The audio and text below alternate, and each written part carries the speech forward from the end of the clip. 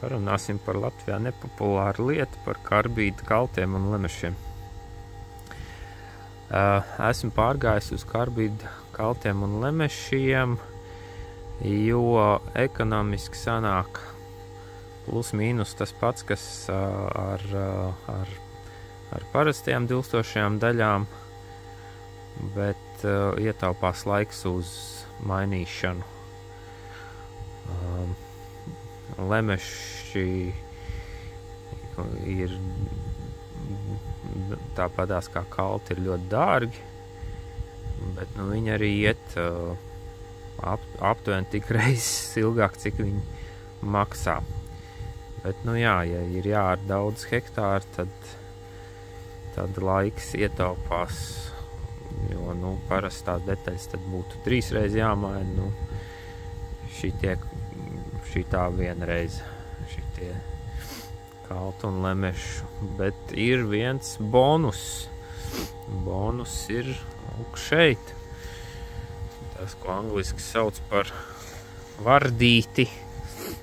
Laukdēlim sākums, un pats laukdēls daudz mazāk dilst. Jo, kā var redzēt, tad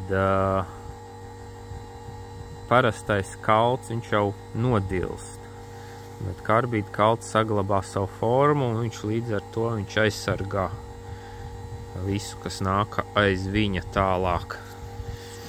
Jo parastais kalts, viņš jau nodilst līdz ar lemesi, un tad tāds maziņš paliek.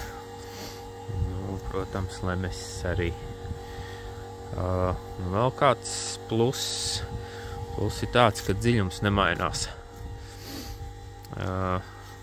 Respektīvi, tā te karbīda plāksnīšu zona, viņa praktiski nedilst. Dilst jau īstenībā tālāk. Tas, kas ir parastais metāls. Un līdz ar to tā griežamā plakne viņa nemaina dziļums.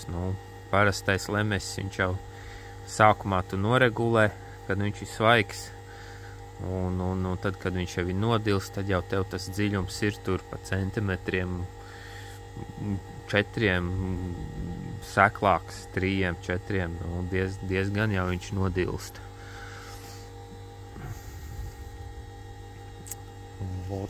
Tā.